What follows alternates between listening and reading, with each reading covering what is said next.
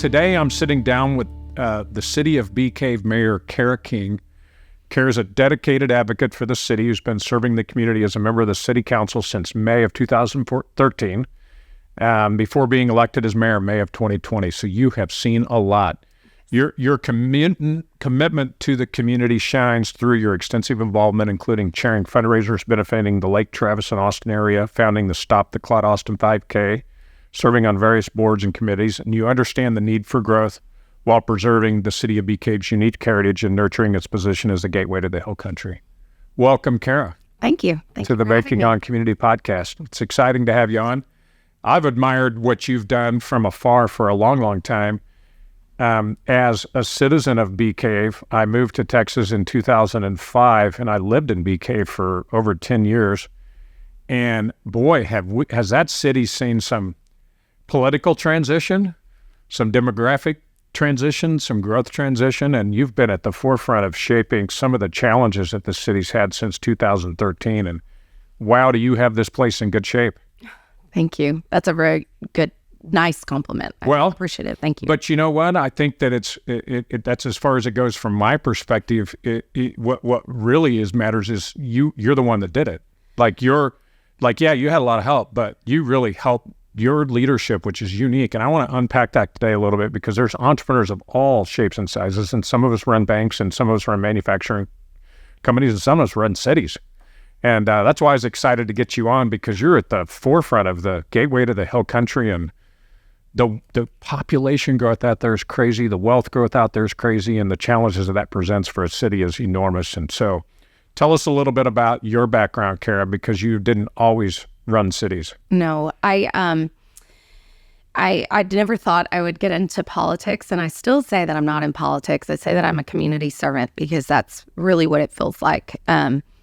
So I grew Where are you up in from Plano. first? Yeah, grew up in Plano, Texas. Plano, Texas, up in the Dallas area. Along with about half the state. Right. So my graduating class was 1,284 people. So my husband likes to joke that no matter where we go, I run into somebody I went to high school with. Yep. So then I went to A&M, Texas A&M, and I majored in biomedical science. Okay. And I like to say that's kind of where I got my public speaking chops ironed out, because I was a tour guide for A&M. So for 2 years, I earned my keep by walking backwards across campus. Interesting. Meeting people from all over the country and kind of teaching them and selling them on that great university. Interesting. Which I loved that job. In fact, I actually just went and we did the official tour with my 17-year-old daughter. You have another one there that's just about done from A&M as well, right? My oldest is going to graduate with his undergraduate degree in international studies. And like right Arabic. now, within the next on 2 Saturday. years. In Arabic. Yeah, international studies in Arabic, and Okay. then his master's in international diplomacy. Oh, wow. So yeah, all that's going to take place on Saturday. And So then does this mean is this child number one? that was child number one. Child number two Yeah. just finished his freshman year last week at Catholic University in Washington, D.C., majoring in politics. He My actually goodness. wants to be a political strategist. He Okay. he grew up knocking on doors for his mom's campaigns and Nice. discovered he really liked it. How cool is that? So he wants to, he says he's going to be the mastermind behind political campaigns. So And then child number three is Child the number three, yep. 17-year-old that's just getting out of high school. she is a junior, finishing up her just junior year. So one more year. we did the official tour, which was very interesting for me to go on a tour again and I had to fight the instinct to walk backwards Yeah, and start pointing I stuff bet. out. So I bet. So you go to A&M and you get this biomedical degree, and then what did you do after A&M? What So I wanted to go into the medical field. That was my goal. And I wasn't sure exactly, was that PA school? Was that medical school? Even vet school was on the table. I wasn't really that sure, but then there was this really cute boy that crossed my path, and he ended up proposing to me, and we got married at the end of college, and he was a Marine. So we met at A&M. He was in the Corps. Okay. And then he went into the Marine Corps. He graduated a year ahead of me, and so then went into the Marine Corps. And so when we got married afterwards, after I graduated, the plan was that he was going to fly helicopters out of California, and I was going to do professional school out of California. But don't make plans around the government. Yep. And that's lesson number one. Yep. True. So they ended They're up sending us subject to to change Hawaii. quickly. Yeah, they ended up sending us to Hawaii. And so there's That's no an professional. awful I mean, that is just an awful detour that you had to endure. But there were no professional schools in Hawaii. True. So that's kind of where I had to regroup. And as life would have it, I ended up helping a Girl Scout troop with their science badges. Okay. And I learned that I really liked teaching kids about science. So that led to my career as a middle school science teacher. Middle school science teacher. Wow. What grades? All grades? 7th is my favorite. 7th grade is my absolute favorite grade. 7th grade science. Yeah. My daughter, who's 23, loved her high school science teacher. There's something magical about that connection at that age, I think. It really was. They're young enough where they still look up to their teachers and like their teachers. Yeah. But they're old enough they tie their own shoes and can take themselves to the bathroom. Yeah. So that's pretty cool. Yeah, that's a good thing. Yeah, that's a really, really good thing. So how long did you do this teaching thing? I taught for a long time. I taught in Plano. I taught in Florida. We moved around. Because of the military connection. Yep. And then I taught back here in Lake Travis ISD, which is where I ended my teaching career 2 years ago. I got to open a new school with them. Made a lot of connections. I was at Lake Travis Middle School, and then when Bee Cave Middle School opened, when Bee Cave Middle School opened, I got to open that school and start that 7th grade science department there and help write that new curriculum, which was really exciting. And then just beyond all that, I got to know all the kids in this community. So this time of year is really fun for me because my seniors are graduating, and I love following along on social media, their parents, them, where they're going, what they're doing. And I always get that pride when I see some of them going in that science direction. So, Kara, you're a teacher. You come to the community. Did you know this community before you got here? No, we actually moved to, my husband got out of the military and then went to work in the healthcare industry, ironically. Yeah. And so his job transferred him to Austin. And so we went where we could find the very best schools in that. So you moved to Bee Cave, and then you just start there and you get a job as a teacher. And I got involved in, and of course got involved in the PTOs. And I wasn't teaching quite at that time yet. I hadn't gone back because I still had little ones at home. Yeah. But I just started, I loved being in the schools. So how'd you get involved in the city of Bee Cave? Yeah, just volunteerism, really. It was kind of to use that overused phrase, but just like that grassroots bottom level of volunteering, like, okay, I'll help with the school carnival and I'll go get donations from businesses for this silent auction at the school. And then that morphed into being a PTO officer. And then that morphed into then as the kids got older, it's the booster club presidents and different things. So then when an opening came open on city council, and at the time in 2013, the concern was all of the growth, everything that was happening, and people that council race was extremely contested and a hard campaign. There's 6 people that ran for 3 spots, and there were some pretty significant challenges. Yeah. Politically at the time for the city, right? Yeah. And so the community really asked me to run because they wanted somebody they could kind of trust. And they were like, well, you roll up your sleeves and get the work done. And so I didn't plan to do it. And it sort of just fell on your lap. Morphed because, when enough people ask you to do something and you have a problem saying no and you have sucker written across your forehead. You say, it says leader. People just align around natural leadership capabilities. And that's what I saw and have seen over the years as I've sat back and watched is just the natural leadership. Yeah, it says sucker, but really leader, just people align around that. Boy, did the city of Bee Cave need some leadership politically to help move some of the drama around and move it along. Well, it was a time when, everybody knew the growth was headed out to Western Travis County at that time. Yeah. And nobody really kind of knew what that looked like. Yeah. And, it's a very Western Travis County, and as we enter even further west into the Hill Country, is such a beautiful place in our country and on our planet, really. It's a very unique place. A little fun science fact, that what forms the hills of the Hill Country is the world's oldest mountain range. Okay. So the absolute oldest mountain range in the world. And it has worn down and worn down and worn down. And that's what we have today.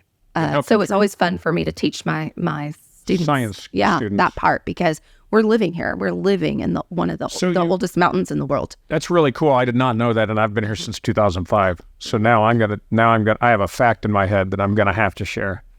People are gonna get tired of hearing it from me from now on. And that's actually how Enchanted Rock was formed. Was all that magma and lava and came and compressed and formed the granite. And so what we see with Enchanted Rock is still that remnant. Interesting. Left over. Yeah. That's great. So you get suckered into running for city council in 2013.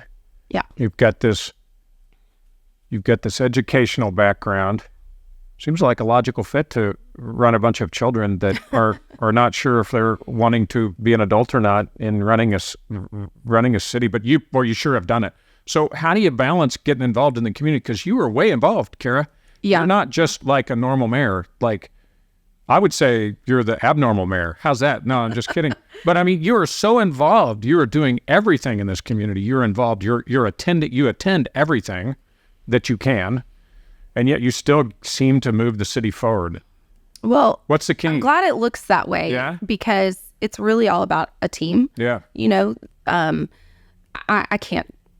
certainly do not do all of it on my own, or even a fraction of it on my own. I mean, we have a great council, a great team. Everyone has come in with their different backgrounds and their different talents, which makes for a really good whole. Yeah. Because we all have an expertise in a certain area that we bring to the table. And then, of course, I mean, I cannot say enough about our staff and how amazing they are and professional, and, you know, all the ways they really come to work every day. And many of them don't live in Bee Cave, but they come caring about our city and the passion and pour that into their jobs. And that's what our residents get to see living there. Well, I see it firsthand, and it's really, to hear you say that is like sitting here with an entrepreneur of a startup business that is doing crazy things in non-city government, and that's what they say. Like, it's amazing to hear. Like, no wonder we're successful as a city. Well, no one person can do anything themselves. But how did you? But you did. Were you taught that, or did you have a mentor, or is it just who you are? In some respects, it's just who you are, right? It's like parenting. Yeah. The babies don't come out with an instruction manual. Yeah. And I've joked with several people. No one gave me an instruction manual to be a mayor. I just had to do it, and certainly not one to take over in spring of 2020. Yeah. I mean, I look back on all the challenges I've had in my life, and I think that was the hardest thing I've ever crazy timing, right? been through. Yeah. It was really hard. You have a really good staff. Yeah. Yeah. I get to see them too. They're wonderful. They're out and about. I know they are, and they're wonderful. Everywhere, participating in the community. They're all committed to the city. They're all committed to you and your style of leadership, and it shows. The people that you've been able to recruit, attract, and retain. I know we've had some turnover lately, which was a challenge, but I feel like we've kind of added right back in, doubled down on the good staff with the replacements that you've had to go through. I can't imagine that was easy to lose a city manager as well thought of as the one we had, but then only to be able to, be able to just plug right into somebody that believes in your vision and believes in your team. And that had to be a challenge to go through. Yeah, it was. And it was, anytime you think the ship is calm and steady, and then anytime something rocks it or challenges it, for me, I just pull back, I stop and think, okay, where are we? Where do we want to be? And how do we get there? Yeah. And, our past city manager was presented with an amazing opportunity that he had to take. I mean, he would have been crazy not to take it. And so, and we were very happy for him in that regard. Right. But then, so the first thing I did is just stop and say, okay, what are the characteristics of the next person we need in order to move all of these great things that the city is doing? How do we move that forward? Yeah. And what skill set are we looking for in order to do that? And we were so lucky in the new city manager that we hired, because she has those skill sets and more. Yeah. And so I'm confident that all the great things we started are going to continue. So when you started this, when city of Bee Cave was a small city, back when you started and I moved here in 2005, like, we weren't even a city, right? We were like a village. It was a village. I love that name, actually. I wish we could kind of go back to the village of Bee Cave instead of the city of Bee Cave, because it sounds like it has more character. But there's a legal right. What is the legal separation there? Honestly, I'm not quite sure. I think it has to do with population number, and then your type of the original law or home law kind of affects it. And I think from what I have heard, the people on the council at the time kind of felt like it sounded more professional for us to be a city than a village. So I understand where they were going. They were shaping a vision. Where are we at population-wise in Bee Cave now? So I was actually just thinking about that the other day. We probably need to do another estimate as we're entering in about halfway through our census count. Yeah. And we can do estimates based on housing and occupation and stuff like that. But we believe we're over 10,000. But that's kind of a misnomer because the actual city limits, we have our city limits and we have our ETJ, which is huge.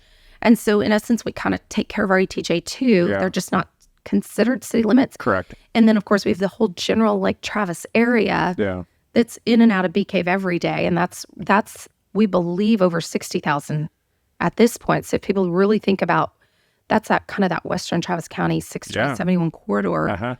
And that's a lot of people. And growing. And they're all coming out there, which is affecting our home prices in supply and demand. And so it's really a big challenge to manage that on a daily basis. Yeah. What do you see are some of your big challenges as the mayor of Bee Cave? Traffic is a big challenge. Yeah. Okay, traffic's big. Yep. We get a lot of people that pass through the area on a daily basis. And so, in an ideal world, infrastructure would be built ahead of time, knowing that people are coming. But it's expensive. And the infrastructure has to pay for itself, right? So the people bring the money, and the money then goes into the pot. Yeah.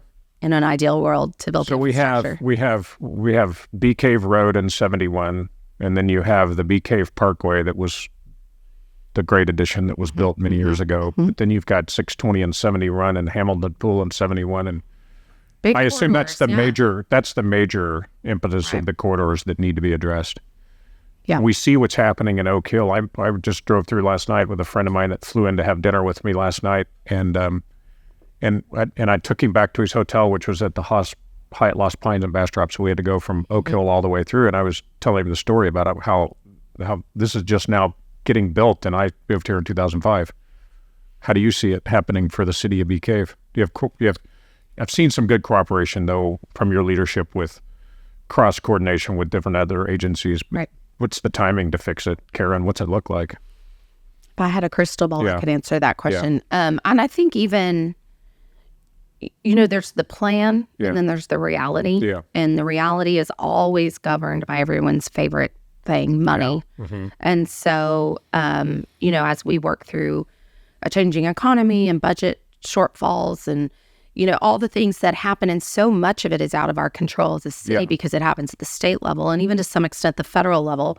So as we wait for all that money to trickle its way down to the city level and then through, the different government agencies that control all that, it really is a challenge. And so my goal has been to be the best advocate for my city that I possibly can be. And the way that you do that is you build relationships. Yeah. Everything is about that relationship building and never isolating an entity or, we all have frustrations and I certainly have had them with our different storms, with the way COVID was and wasn't handled. And, and everyone goes in and wants to advocate for their own county or city or region or whatever their position may be. And so it's really knowing how to get in front of the right people and have the right relationships to, when it's time and there is money in the pile to fix a road or to expand a road, to be the first ones on their mind because they really value the relationship that we have. Do you feel like and if this is too hot of a question to ask, then we can just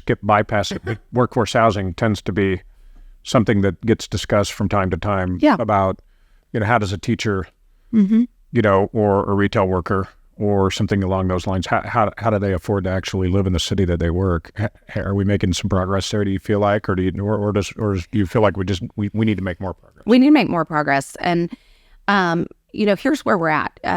Moving out into the hill country, you can't build homes like you can on flat land. I mean, I grew up in Dallas where, like it or not, it's just the way it was. I mean, they just went in, they plowed the field flat, and they built houses on it. And they could do it so fast. And more people would move in, and everybody could get a house for a very reasonable price. But the challenge we face in the Austin area, and especially as you move west, is that you can't build a house on a hill all that easily. Yeah. And so it's slow and it's slower. And Supply and demand means that the houses are more expensive because there's more people that want a house than there are houses available. So what that's caused in the Bee Cave area is that the average home price is now hovering just below $1 million. That's crazy to me. Crazy. Yeah. Not too many teachers can afford that. That's right. Well, and not just teachers, right? But we're talking about police officers, firefighters, nurses, radiology techs, management of stores, store owners. I mean, to be a small business owner, they put most of their profit back in their business. Yeah. And so, but we need all those workers for a healthy city. Yeah. We need a cross section of everyone's participation and everyone's income levels and everybody's job aspirations, whether you want to open a dry cleaner or you want to run a bank. We need everybody in town. We need the hospital. We need the teachers. We need the public service workers. So, but if you can't have everyone live in your community, and gas prices are rising. And so people don't want to commute long distances to where they go to work anymore. I mean, that's a big change we've seen over the past 10 years. People were willing to commute out to our area because wages were higher, supply and demand again. And so they were willing to make those higher wages and then drive and live somewhere else. They're not so willing to do that anymore. So it's a really big challenge for not just Bee Cave, but that entire region. Mm-hmm. And so we can't affect home prices. That's not something that government can do, or a city government can't come in and, tell a seller to lower their price, right? That's outside our scope. But so what we have done, and we've been trying to wrap our head around for 5 or 6 years, how can we take this super expensive land and create more of a workforce housing product on it that can service people that can't afford $1 million home? Correct. And so that has been a huge challenge, interrupted by COVID. It took, when we started these conversations 5 or 6 years ago, we thought it would take us 2 or 3 years to do that. Well, then we got hit with a, global Nobody pandemic, saw that. Right. Yeah. So just like all jurisdictions and probably all businesses to a lot of degree, we feel like we're finally getting back on our feet. Good. After after all the slowdown of that and then the recovery of that. And I feel like we're really, I feel confident to say we're getting back to business as normal. So now we're proceeding with our workforce housing goals. So has the, in my industry, in the banking industry, the run up in rates has had a very significant financial impact to obviously just pure interest rates, but also just it's created some liquidity. Inflation creates liquidity challenges. That's right. It creates a little more a difficulty getting access to credit, et cetera. How has it been to finance a city like this? And how is this environment, has that had a material effect on your access to capital if you were to pursue it and need it, or is it not? Like absolutely, it's completely changed. Money is expensive. So when people ask me, so it's gone up for you too. Yeah, where are these projects that 4 or 5 years ago you guys said were coming? Well, first the pandemic hit, so everybody kind of pushed pause to get through that time, and now money's expensive. Yeah, and so if you are someone building a $100 million project, you're going to wait till money gets a little bit more affordable before you continue building that project. So we have a lot of city shaping projects that are sitting on the horizon and just sort of in that pause period and seeing what happens with the economy and seeing how the money changes. I mean, you have the same challenges any business has, any for-profit commercial business has. You have the same challenges. Access to capital, financing costs are up. Sure. It's having to shift priorities. Mm-hmm. For many years now, we've had people in cities don't understand that. No. You have the same challenges that any for-profit business leader has. Everything for a city has gone up, right? Paying our staff has gone up because the cost of living has gone up. We really try hard to take care of our staff because we have to retain good talent. Mm-hmm. The whole city, the whole cookie crumbles if you don't have the talent pool, right? So to pay our staff to run operations, right? We have to pay for gas for all of our parks and maintenance people that are driving around the city all day, and our police officers where the gas bill's gone up. Simple things where if you think this is how it's hit a household, so magnify that times all those households and all those people for running a city. So everything, our budget has gone up at a time when people's spending has come down a little bit. We're seeing that across the board. That's good. People are spending less. We need them to spend less. Well, unless you're running a city on sales tax. Well, yeah. That's true. Spend. Yeah. So, there's a lot of challenges, and we just navigate that, on a constant basis and watch those flux. And for a city council, that means adjusting policy, adjusting how we proceed, slowing down, speeding up, constantly looking at the market, what's predicted. Do we move now? Do we wait? What a balancing act. Mm-hmm. Yeah. And you have a lot of employees that don't work for you that live in the city every day in a way. No, actually. Right. So you're very unique in that regard. They're all my boss. It's interesting, right? Isn't it? Our residents, we have an org chart at the city, like kind of who reports to who, right? Like any organization or structure does. And at the very, very top of the org chart is the residents. Yeah. They're the number one. Interesting. It's a really smart approach. Yeah. So everything we do is centered towards our residents. What are your priorities for the city? Do you have any pet things that you would love to do? Like, I know it's, you started the Stop the Clot Austin 5K. Tell us quickly about that particular event. What was the genesis behind the creation of that event? Because that was under your direction. So in 2010, I suffered a massive DVT, a deep vein thrombosis, in the entirety of my left leg. Oh, my. And also it clotted into my abdomen. I threw multiple bilateral pulmonary embolisms into both lungs. And I almost lost my life. In fact, my medical team says I'm the worst case scenario on this side of the morgue. Interesting. Yeah. Wow. So it's really, the doctors have no explanation for how I survived it. They can't explain it. I shouldn't be here. Really? And so I don't take bad things lying down very well. It's kind of a little problem I have because I have to go fix it. Well, I can't fix that. I can't. You can't change I can't go develop. Blood clots are deadly. 1 in 3 people will die from a blood clot. Interesting. Blood clots come in the form of, in the deadly form of strokes, heart attacks, and pulmonary embolisms. And so, I don't have the capacity to fix that. But like all things, it needs money for research and development of proper medications and healing.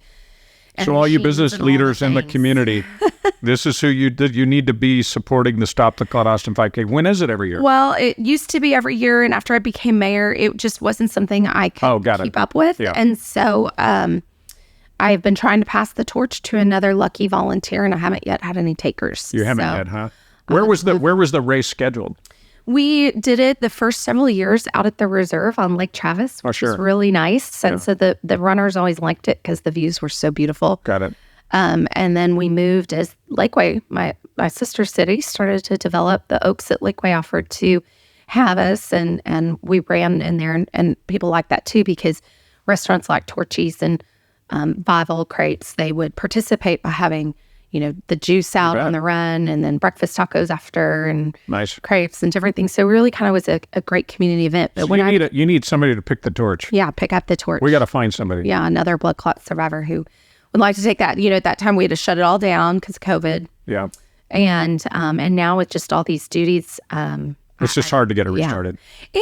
And, on the other hand, I'm very, very cautious of how things appear. Yeah. And as the race director, we would get, donations and sponsorships. And I just don't feel comfortable going to businesses now in my current role and asking to sponsor. I wouldn't want to blur that line at all. Understood.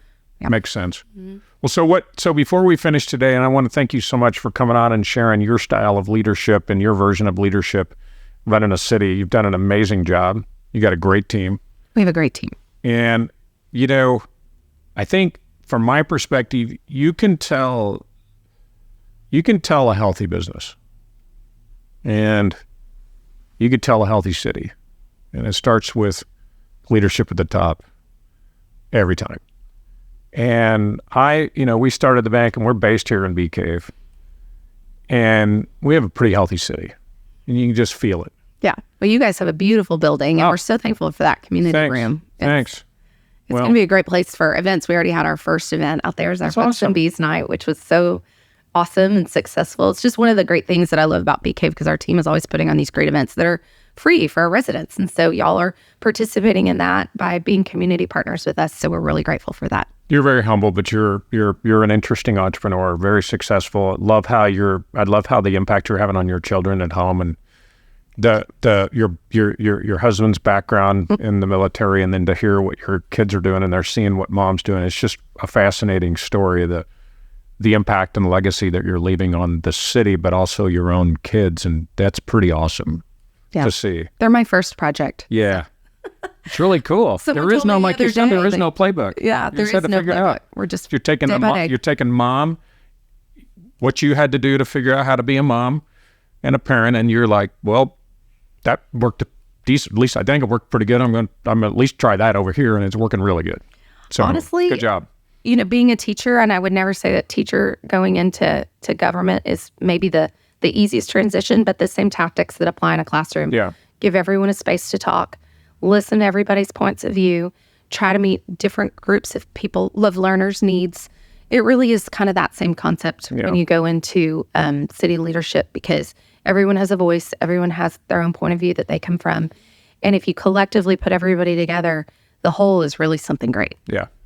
Gosh, you're so inspiring. I love your leadership. I love what you've done for the city of Bee Cave. I'm so excited to have you on the Banking on Community podcast, and I hope you continue to remain as the leader of our fine city. Our village. And our village and our mountain.